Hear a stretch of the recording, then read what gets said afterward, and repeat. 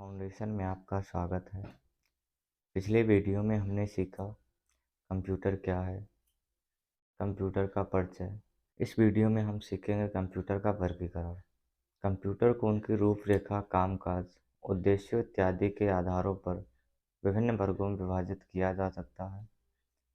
Computer को सामान्यतः 3 वर्गों में विभाजित किया गया है: आकार के आधार पर, कार्य के आधार पर व उद्देश्य के आधार पर। आकार के आधार पर 4 कंप्यूटर आते हैं: micro computer, mini computer, mainframe computer व सुपर कंप्यूटर। कार्य के आधार पर 3 भागों में विभाजित किया गया है कंप्यूटर्स को: एनालॉग कंप्यूटर, डिजिटल कंप्यूटर व हाइब्रिड कंप्यूटर। उद्देश्य के आधार पर 2 भागों में विभाजित किया गया है: सामान्य उद्देश्य कंप्यूटर व विशिष्ट उद्देश्य कंप्यूटर। आकार के आधार पर हमारा प्रथम कंप्यूटर है माइक्रो कंप्यूटर। ये कंप्यूटर इतने छोटे होते हैं कि इन्हें डेस्क पर सरलतापूर्वक रखा जा सकता है। इन्हें कंप्यूटर ऑन ए चिप भी कहा जाता है। आधुनिक युग में माइक्रो कंप्यूटर फ़ोन के आकार, पुस्तक के आकार तथा घड़ी के आकार में भी उपलब्ध हैं। इन कंप्यूटरों का उपयोग मुख्यतः व्यवसाय तथा चिकित्सा के क्षेत्र में किया जाता है। आजकल ये सभी पीसी की श्रेणी में आते हैं। पीसीस को नेटवर्क के रूप में कनेक्ट किया जा सकता है। माइक्रो कंप्यूटर निम्न प्रकार के होते हैं: desktop computer, laptop computer, palm top व वर्क स्टेशन। हमारा दूसरा कंप्यूटर है मिनी कंप्यूटर। मध्यम आकार के इन कंप्यूटरों की कार्य क्षमता तथा कीमत दोनों ही माइक्रो कंप्यूटर की तुलना में अधिक होती है। इस प्रकार के कंप्यूटरों पर एक या एक से अधिक व्यक्ति एक समय में एक से अधिक कार्य कर सकते हैं। इनका उपयोग प्रायः छोटी या मध्यम स्तर की कंपनियां करती हैं। ये सेंट्रल कंप्यूटर की तरह प्रयोग होते हैं, जिसे सर्वर कहा जाता है। इसके बाद हम बात करते हैं मेनफ्रेम कंप्यूटर की। मेनफ्रेम कंप्यूटर लोकप्रिय रूप से बड़े लोहे के रूप में जाने जाते हैं। ये आकार में बहुत बड़े होते हैं और बहुत महंगे होते हैं। ये कंप्यूटर एक समय में हज़ारों उपयोगकर्ताओं का समर्थन करने में सक्षम हैं और इनमें बड़े पैमाने पर डेटा भंडारण की क्षमता है।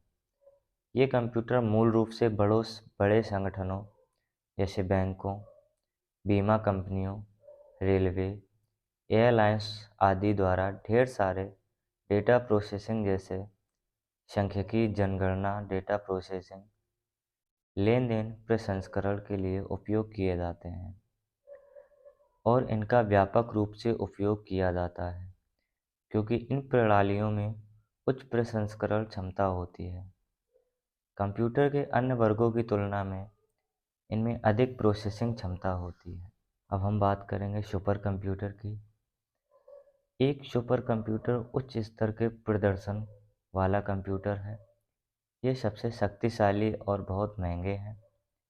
सुपर कंप्यूटर कंप्यूटिंग सिस्टम के शीर्ष पर है क्योंकि उनके पास प्रति सेकंड अरबों निर्देशों को पालन करने की क्षमता है।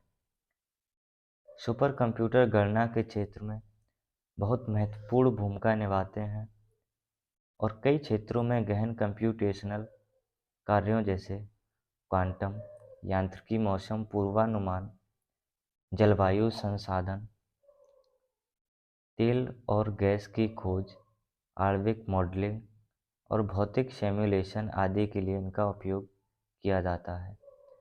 ये कंप्यूटर बहुत महंगे होते हैं और इन्हें राष्ट्रीय संसाधन माना जाता है।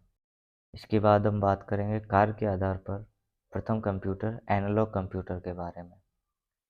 एनालॉग कंप्यूटर एक प्रकार का कंप्यूटर है जो समस्या हल करने के लिए भौतिक तथ्य जैसे विद्युत, यांत्रिक या हाइड्रोलिक मात्रा में निरंतर परिवर्तनशील पहलुओं का उपयोग करता है।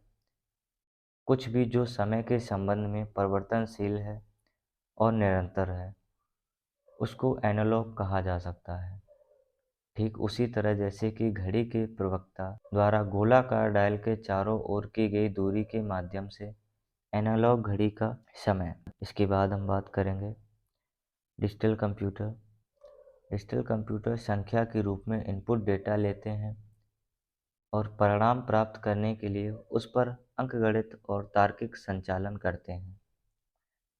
ये कंप्यूटर उच्च गति के हैं और बहुत सटीक होते हैं। डिजिटल कंप्यूटर कितने भी प्रश्नों की गणना करे उसका उत्तर आसानी से दे देता है। इसका उपयोग गणितीय गणना करने, डेटा को व्यवस्थित करने और विश्लेषण करने, औद्योगिक और अन्य प्रक्रियाओं को नियंत्रित करने और वैश्विक मौसम पैटर्न जैसे गतिशील प्रणालियों का अनुकरण करने के लिए किया जा सकता है। यह निरंतर आउटपुट देता है, लेकिन उपयोगकर्ताओं को आउटपुट तभी मिलते हैं जब गणना पूरी हो जाती है।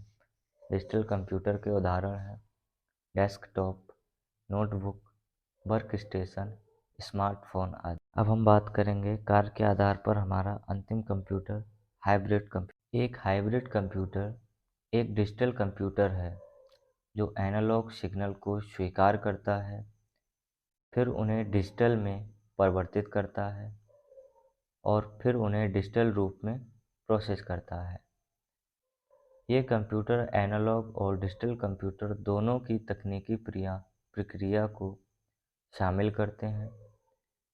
ये कंप्यूटर एनालॉग सिग्नल को स्टोर और प्रोसेस करते हैं जिन्हें संख्याओं में परिवर्तित किया गया। एनालॉग टू डिजिटल कन्वर्टर्स के उपयोग एनालॉग सिग्नल को डिजिटल सिग्नल में बदलने के लिए किया जाता है।